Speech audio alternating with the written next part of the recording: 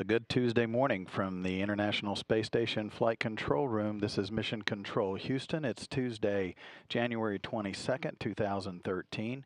The crew aboard the station, as known as Expedition 34, is comprised of 6 crew members. Commander Kevin Ford, you see in the seated position on the left, is serving as the overall commander of Expedition 34.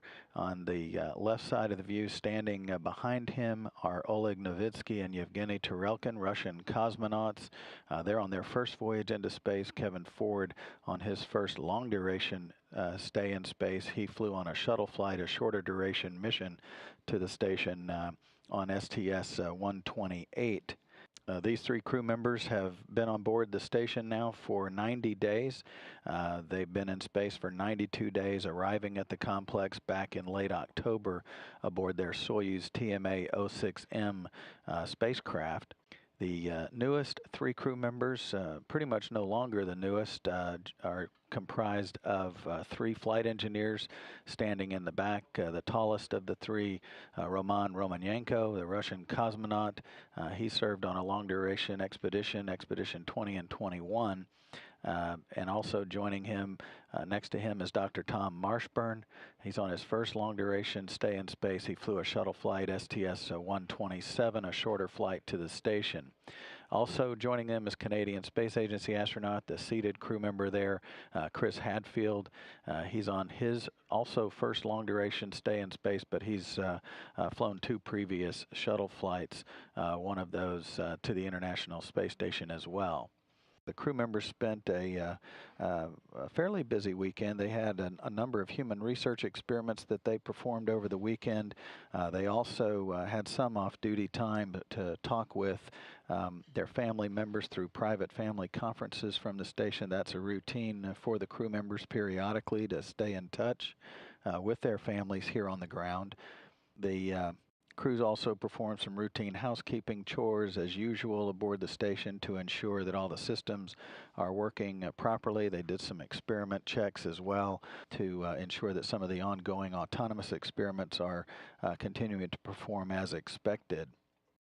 Today, the crew members are focusing their attention on the experiments once again. The crew is focusing on an experiment that basically checks the patient's eyesight. It's called a panoptic experiment. It's developed by Dr. Paul Filar, who operates out of Sturgeon Bay, Wisconsin. He came up with a device to be able to send images remotely over long distances. And this is essentially a way that the crew will take some periodic, essentially an on-orbit eye exam, and we'll be using those images and transmit those to the ground to prove a concept of if there is any eye problems that can be looked at distance-wise by an ophthalmologist here on the ground. Also underway, the capillary flow experiment operations by Kevin Ford. It's a suite of fluid physics experiments that investigates how fluids move up surfaces in the microgravity environment of space as well. In and around all of that, the crew again visited with flight controllers on the ground as well to look over their schedules and also look ahead to what's in store for the next day. They do that periodically. They also perform exercise twice a day, budgeted for 2 hours of exercise in the morning and evening to maintain their cardiovascular and musculoskeletal systems while living in the microgravity environment of space.